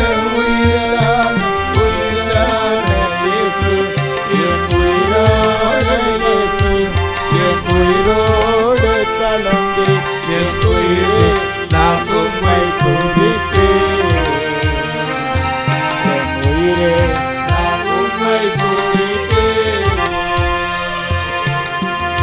ஐயா, நீ உயிரோடு இருக்கும் நாளெல்லாம் ஒருவனும் உங்களுக்கு எதிர்த்து நிற்க முடியாது. ஏன்னா ஆண்டவருடைய வாக்கு என்ன? உன் பக்கத்தில் 1000 பேர், உன் வலது பக்கத்தில் 10000 பேர் விழுந்தாலும், நம்ம பாடுறோம்ல, 1000-10,000 பேர்கள் உன் பக்கம் விழுந்தாலும், 1000-10,000 பேர்கள் உன் பக்கம் விழுந்தாலும், அது ஒரு காலமும் உன்னை அணுகிறது, தேவனும் காணது, அது ஒரு காலமும் அணுகிறது, தேவனும் காவலது, அவர் சேட்டையில் அடைக்கலம் புகழே, சிறகுகளால் போடுவார், அவர் சேட்டையில் அடைக்கலம் புகழே, சிறகுகளால் போடுவார்.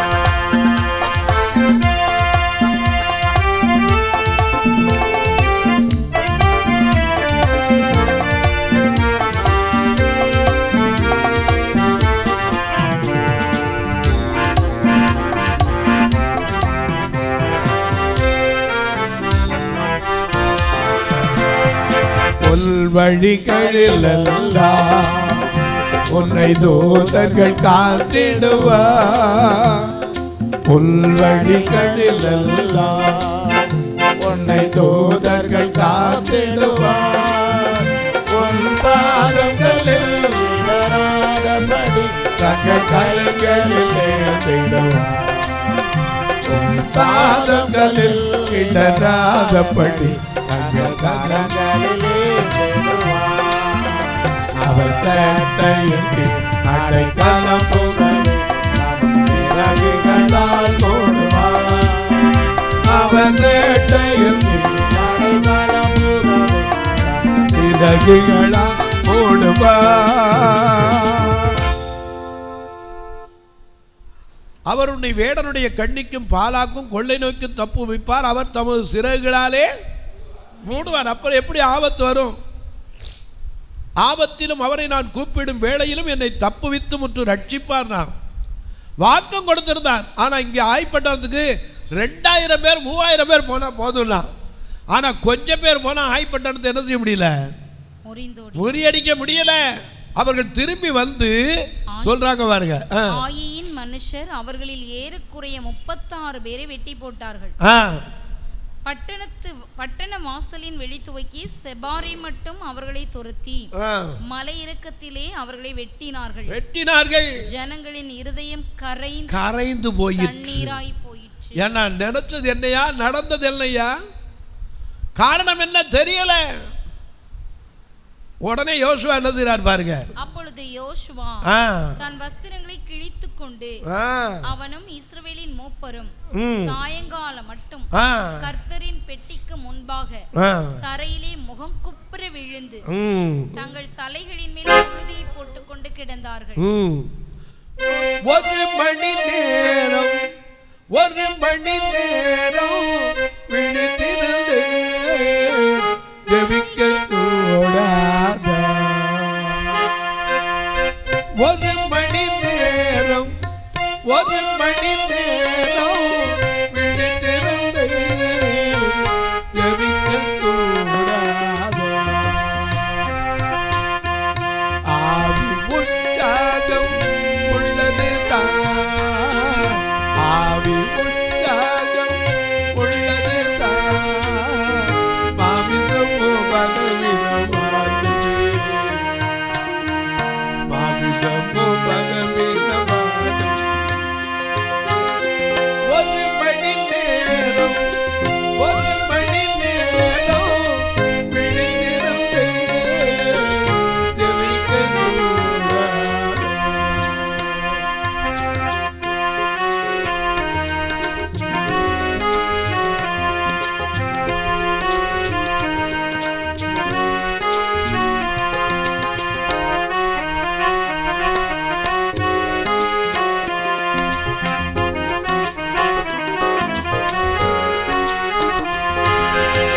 கோரேசின் காலத்திலும் தனியுவின் காலத்திலும், கோரேசின் காலத்திலும் தனியுவின் காலத்திலும் தானியேலின் காரியம் ஜெயமானது.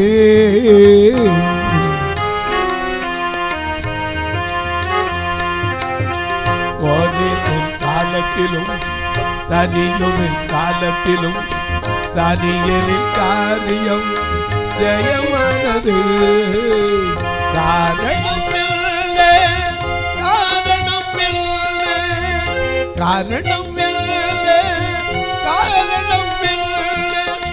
முழங்காதே வேறென்ன காரணம், முழங்காதே வேறென்ன காரணம். 1 மணி நேரம் விழித்திருந்து ஜெபிக்க கூடாதா. தானியேலின் காரியம் ஜெயமானதுக்கு என்ன காரியம்? ஜெபம்தான். இங்கே ஆண்டவருடைய வார்த்தை மீறினாங்க, என்ன செய்ய முடியல, ஜெயம் பெற முடியல. யோசுவா உடன்படிக்கை பொட்டிக்கு முன்பாக முகங்குப்புற வளர்ந்து காலையிலிருந்து சாயந்தரம் வரைக்கும் ஆடுறான். என்ன நடந்தது தெரியல. வாசிங்க. அப்பொழுது யோசுவா தன் வஸ்திரங்களை கிழித்துக் கொண்டு அவனும் இஸ்ரவேலின் மூப்பரும் சாயங்காலம் மட்டும் கர்த்தரின் பெட்டிக்கு முன்பாக தரையிலே முகங்குப்புற விழுந்து தங்கள் தலைகளின் மேல் புழுதியை போட்டுக் கொண்டு கிடந்தார்கள். யோசுவா கர்த்தராகிய ஆண்டவரே எங்களை அழிக்கும்படிக்கு எமோரியர் கைகளில் ஒப்பு கொடுப்பதற்காகவா தேவரீர் இந்த ஜனத்தை யோர்தானை கடக்க பண்ணினேன். இவ்வளவு தூரம் கூட்டு எதுக்கு ஐயா? ஏன்? அவனுக்கு காரணம் தெரியல. ஆண்டவர் சொல்றாரு பாருங்க யோசுவா பார்த்து, அப்பொழுது கர்த்தர் யோசுவாவை நோக்கி எழுந்திரு, நீ இப்படி முகம் குப்புற விழுந்து கிடக்கிறது என்ன? இஸ்ரவேலர் பாவம் செய்தார்கள். நாம் அநேக நேரங்களில் பாடுறோம், நான் பாவம் செய்தேன் உம்மை நோக செய்தேன், நான் பாவம் செய்தேன் உம்மை நோக செய்தேன், உம்மை தேடாமல் வாழ்ந்தேன் ஐயா, உம்மை தேடாமல் வாழ்ந்தேன் ஐயா, இல்லையோ எந்த ஒரு விசை மன்னியுமே, இயேசுவே என் தெய்வமே,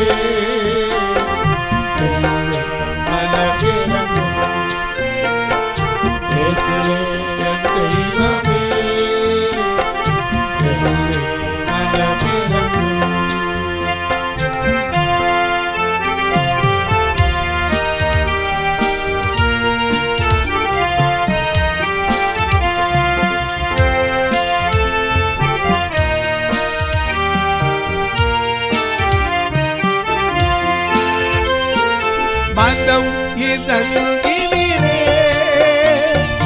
மறு வாழ்வு தந்திலே,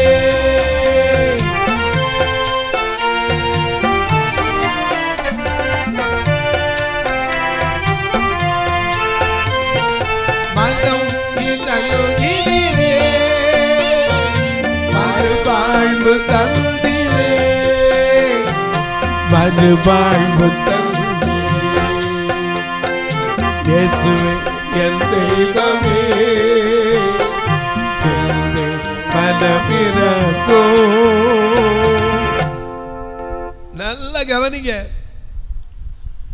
கர்த்தருக்கு முன்பாக பாவம் செய்தார். யோசுவாட்ட கர்த்தர் சொல்றாரு, இஸ்ரவேலர் பாவம் செய்தாங்க. என்ன பாவம்? நான் அவர்களுக்கு கட்டளையிட்ட என் உடன்படிக்கையை மீறினார். ஆமா, சாபத்தீடானதில் எடுத்துக்கொண்டதும், சாபத்தீனானதை எடுத்துக்கொண்டதும், களவு செய்ததும், வஞ்சித்ததும், தங்கள் பண்டம் பாடிகளுக்குள்ளே ஒளித்துக் கொண்டதும் உண்டே. ஆதலால் இஸ்ரவேல் புத்திரர் தங்கள் சத்துருக்களுக்கு முன்பாக நிற்க கூடாம போச்சு, ஒளிச்சுக்கிட்டதுனால. அப்ப என்ன செய்ய ஆண்டவர் உனக்கு சொல்லிக் கொடுக்கிறார் பாருங்க, வாசிங்க. நேராச்சு, எழுந்து நீ ஜனங்களை பரிசுத்தம் பண்ணி சொல்ல வேண்டியது என்ன? நீ பரிசுத்தம் பண்ணி சொல்ல வேண்டியது என்னவென்றால், நாளைய தினத்துக்கு உங்களை பரிசுத்தம் பண்ணி கொள்ளுங்கள்.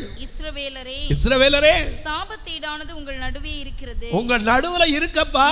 சாபத்தீடானதை உங்கள் நடுவிலிருந்து விலக்காத பட்சத்துல நீங்கள் உங்கள் சத்துருக்களுக்கு முறிந்தா கொடுவீங்க. கண்டிப்பா சத்துருக்கு முன்னாடி தோற்கிறது நிச்சயம். அதை எப்படி கண்டுபிடிக்கிறது? யோசுவாவுக்கு சொல்லி கொடுக்கிறார். காலையிலே நீங்கள் கோத்திரமாக வர வேண்டும். ஒவ்வொரு கோத்திரம், ஏன்னா ஒவ்வொரு கோத்திரத்தையும் இப்ப யூதா கோத்திரம். அப்ப நான் யூதா யார் முதலில் எழுந்து புறப்படட்டும். யூதா என்ன செய்யணும்? சத்துருவை முறியடிக்க. காத்து யாரு? உபாகமம் 33:20-21 வாசிக்கிறோம். காத்தினுடைய பங்கு நியாயப்பிரமாணிகளிடத்தில் பத்திரமாயிருக்கு. அவன் முதல் பங்கை தெரிந்து கொண்டவன். செபுலோன் நப்தலி யாரு? யுத்த களத்தில் துணிந்து நிற்கிறவன். சிமியோன் லேவி யாரு? கொடுமையின் கருவி. ரூபன் யாரு? தண்ணீரை போல தளம்பினவன், மேன்மை அடையாதவன். பென்யமீன் உபாகமம் 33:12 பென்யமீனை குறித்து எனக்கு பிரியமானவன், அவனோடு சுகமாய் தங்கியிருப்பேன், என்னாலும் காப்பாற்றுவேன், எல்லைகளுக்கு வாசமாயிருப்பேன். இந்த 12 கோத்திரங்களையும் கோத்திரமாக வர வேண்டும். கோத்திரமாக வரவை. அப்பொழுது கர்த்தர் குறிக்கிற கோத்திரம் வம்சம் வம்சமாக வர வேண்டும். கர்த்தர் குறிக்கிற வம்சம் குடும்பமாக வர வேண்டும். குறிக்கிற குடும்பம் பேர் பேராக வரணும் என்று சொல். அப்போது சாபத்தீடானது கண்டுபிடிக்கப்படுகிறவன் கர்த்தரின் உடன்படிக்கை மீறி இருக்கிறான், இஸ்ரவேலிலே மதிக்கேடான காரியத்தை செய்தான் அப்படின்னு கண்டுபிடிக்கலாம். இவர் உடனே என்ன செஞ்சாரு? கோத்திரமா குடும்பமா பேர் பேரா சீட்டு போட்டார். யார் பேர்ல விழுந்துச்சு? யூதா கோத்திரத்து சேராகின் குமாரனாகிய சப்திக்கு பிறந்த கர்மியின் மகன் ஆகான் பேரில் சீட்டு விழுந்தது. அப்ப அவன்கிட்ட கேட்டான், என்ன கேட்டான்? மகனே, நீ இப்பொழுது இஸ்ரவேலின் தேவனாகிய கர்த்தரை மகிமைப்படுத்து, கர்த்தருக்கு முன்னாடி நின்னு சொல்லு அப்படின்னா. அவருக்கு முன்பாக அறிக்கை பண்ணி நீ செய்ததை எனக்கு சொல் என்றார். அதை எனக்கு ஒழிக்காதே. அப்பொழுது ஆகான் யோசுவாவுக்கு பிரதியுத்தரமாக, மெய்யாகவே நான் இஸ்ரவேலின் தேவனாகிய கர்த்தருக்கு விரோதமாக பாவம் செய்து இன்னென்ன பிரகாரமாக செய்தேன். கொள்ளையிலே நேர்த்தியான ஒரு பாபிலோனிய சால்வையும் 200 வெள்ளிச் சேக்கலையும் 50 சேக்கல் நிறையான ஒரு பொன்னையும் பாலத்தையும் எடுத்து அவைகளை இச்சித்து எடுத்துக்கொண்டேன். இதோ அவைகள் என் கூடாரத்தின் மத்தியில். எங்க ஒளிச்சு வச்சிருக்காரா? கூடாரம்னா என்னது? தங்கி இருக்கிற இடம். கூடாரத்தின் மத்தியிலே பூமிக்குள்ள புதைச்சிருக்கு. வெள்ளி அதன் அடியில் இருக்கிறது என்றான். உடனே யோசுவா ஆட்களை அனுப்பி அவர்கள் கூடாரத்துக்கு ஓடினார்கள். அவனுடைய கூடாரத்தில் அது புதைத்திருந்தது. எவனாகிலும் தன்னை நான் காணாதபடிக்கு மறைவிடங்களிலே ஒளித்துக் கொள்ள கூடுமோ? நீ பூமிக்கு அடியில் வச்சிருந்தான் சரி, கர்த்தருடைய கண்களுக்கு மறைவா எங்க ஓட முடியும்? ஆண்டவரிடத்தில் அப்படியே சொல்லுவோமா? எல்லாரும் சேர்ந்து சொல்லுவோமா? ஆண்டவரே, நீர் காண்கிற தேவம் ஐயா, நான் உன்னை காண்கிற தேவன், கண்ணில் மண்ணி போல் உன்னை காப்பே, நான் உன்னை விட்டு விலகுவதில்லை, நான் உன்னை என்றும் கைவிடுவதில்லை, நான் உன்னை விட்டு விலகுவதில்லை, நான் உன்னை என்றும் கைவிடுவதில்லை, நான் உன்னை காக்கிற தேவன், நான் உன்னை காக்கிற தேவன், கண்ணில் மணி போல் உன்னை காப்பே, கண்ணில் மணி போல் உன்னை காப்பே, நான் உன்னை விட்டு விலகுவதில்லை, நான் உன்னை என்றும் கைவிடுவதில்லை.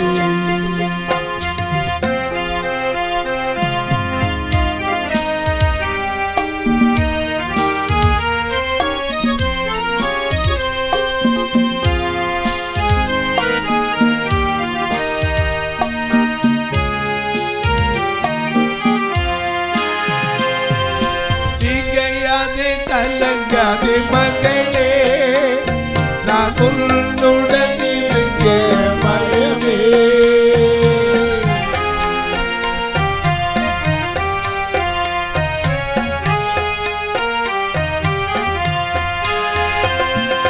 திகையாதே கலங்காதே மகளே, நான் உன்னுடன் இருக்க பயமே, அற்புதங்கள் நான் செய்திடுவேன், அற்புதங்கள் நான் செய்திடுவேன், உன்னை அதிசயமாய் நான் நடத்திடுவேன், உன்னை அதிசயமாய் நான் நடத்திடுவேன், நான் உன்னை விட்டு விலகுவதில்லை, நான் உன்னை என்று கைவிடுவதில்லை.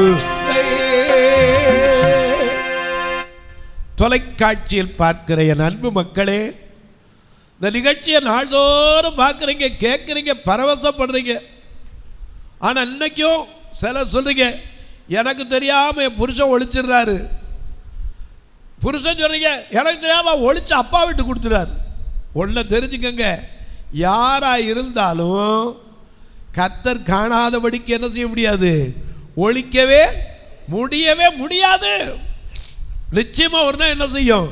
வெளிப்பட்டு தீரும். மோசே ஒரு கொலை செய்துவிட்டு மணல்ல மூடினான். ஆனால் கர்த்தர் அதை வெளிப்படுத்தின போது அவன் ஓடினான் மீதியான் தேசத்துக்கு. தொலைக்காட்சியில் பார்க்கிறவர்களே, இந்த நிகழ்ச்சியை பார்க்கிற நீங்கள் ஒரு வார்த்தை இதுக்காக ஜெபம் பண்ணுறீங்களா? இது தொடர்ந்து வரணும், இதற்கான தேவைகள் சந்திக்கப்படணும். ஒவ்வொரு நாளும் தொலைக்காட்சிக்கு வரணும்னா 5,000 we must spend that each and every day and each and every month. ஒவ்வொரு மாதம் ஒவ்வொரு நாளும் செலவழிக்கணும். 30 நாளைக்கு 30 பேர் எழுந்திரிக்கணும். இதுக்கு நீங்கள் நம்புறீங்களோ இல்லையோ, ரெக்கார்டிங் சார்ஜ் இருக்குது. எனக்கு அன்பானுடைய நீங்கள் இதற்காய் ஜெபியுங்கள். ஏன்னா இந்த பார்வையற்ற மக்கள் திருச்சபையில் வருகிற மக்கள் எந்த காணிக்கை நான் எதிர்பார்த்து வைக்கிறது இல்லை. அவங்க ரட்சிக்கப்பட்டால் போதும். நீங்களும் ஒருவேளை கேட்கலாம், இந்த சபையை வந்து பார்க்கலாமா? தாராளமாக வாங்க. உங்கள் பிறந்த நாள், திருமண நாள் போன்ற நல்ல நாட்களிலே ஒரு உணவு கொடுக்க, ஆகாரம் கொடுக்க உதவலாம். ஏன் இந்த ஆத்துமாக்களை அழைத்து வர்றதுக்கு கர்த்தர் உங்களை ஆசீர்வதிச்சு தான் ஒரு வேனையை கொடுக்கலாம். ஏன்னா மாதம் 23,000 24,000 வேனில் கூப்பிடுறதுக்கே ஆகுது. இப்போ தான் பார்வையற்ற சகோதரி தாய்மார்கள் தள்ளிவிடப்பட்டவங்க தங்கிறதுக்கு ஒரு இடத்த கட்டுறதுக்கு முயற்சி கொண்டு வரோம். ஒரு சதுரடி 2,300 ரூபா. பார்வையற்றவர் மரித்தா கூட சொந்தக்காரனுக்கு மனசு வர மாட்டேங்குது. நீங்களும் இதற்காக ஜெபியுங்கள். எனக்கு அன்பானே, உங்கள் ஜெபக்காரி எது இருந்தாலும் தாராளமாக காலை 10லேருந்து 5 மணிக்குள்ள நீங்கள் சொல்லலாம். அது மட்டும் அல்ல, மறந்துடாதீங்க. எனக்கு அன்பானே, காலையில் சொல்லலாமாம்பீங்க. காலையில் கூப்பிட்டீங்கன்னா நான் தெருவில் பிரசங்கம் பண்ண போயிடுவேன். அதனால் நீங்கள் பேசினாலும் எடுக்க முடியாமல் போயிடும். 10லேருந்து 5க்குள்ளே சொல்லுங்கள். நாங்கள் எப்படி பிரதர் உதவ? இதில் 2 நம்பர், ஃபோன் நம்பர் வந்துக்கிட்டே இருக்கும். GPay, PhonePe. அது வழியாக நீங்கள் தொடர்பு கொள்ளலாம். அது மட்டுமல்ல, கணக்கு வைக்கிறதுக்கு வழி உண்டாகிறத தாராளமாக என்கிட்ட கேளுங்க, சொல்கிறேன். ஏன்னா இது பதிவு பெற்ற அமைப்பு தான். தாராளமாக நீங்கள் தொடர்பு கொள்ளலாம். அது மட்டுமல்ல, போஸ்ட் ஆஃபீஸில் மணி ஆர்டர் கமிஷன் ஜாஸ்தியாக வருதுன்னு செலவு சொல்கிறீங்க. உங்களுக்கு அதுக்கும் வழி இருக்குது. உங்களுக்கு சொல்லிக்கிட்டே வரேன். 36 35 38 89 63 இது போஸ்ட் ஆஃபீஸ் அக்கௌண்ட் நம்பர். இந்த நம்பர் வழியாக நீங்கள் கொடுத்து அங்கே போஸ்ட் ஆஃபீஸில், உங்கள் ஊர் போஸ்ட் ஆஃபீஸில் அந்த நம்பரை சொன்னால் போதும். 36 35 38 89 63 இந்த நம்பர் சொன்னீங்கன்னா அங்கேருந்தே நீங்கள் பணம் கட்டலாம். உங்கள் ஜெபக்காரி எது இருந்தாலும் எப்போ சொல்லுங்கள். இப்போவும் உங்களுக்காக நான் ஜெபிக்கட்டுமா? அப்படி ஒருமனப்பட்ட ஆவியோடு எல்லாரும் எந்திரிப்போமா? எந்திரிச்சு நாமும் சேர்ந்து, தொலைக்காட்சியினர்களும் சேர்ந்து ஜெபிக்க போகிறோம். ஹல்லேலூயா. நல்லவரே, வல்லவரே, வார்த்தையில் உண்மையுள்ளவரே, வழிகாட்டும் நல்ல துணையாளரே, காண்கிற தெய்வமே, இந்த உலகத்தில் கண்ணை படைத்தவர், காண்கிறவர், காதை உண்டாக்கினவர், கேட்கிறவர். ஐயா, எங்கள் பாவங்களுக்கு தக்கதாக நீர் செய்வீரானால் நாங்கள் எங்கே நிற்போம் சுவாமி? நம்முடைய பாவங்களுக்கு தக்கதாக நமக்கு செய்யாமலும் அக்கிரமங்களுக்கு தக்கதாக நமக்கு சரி கட்டாமலும் இருக்கிற தெய்வமே, உம்மை நோக்கி பார்க்கிறோம்.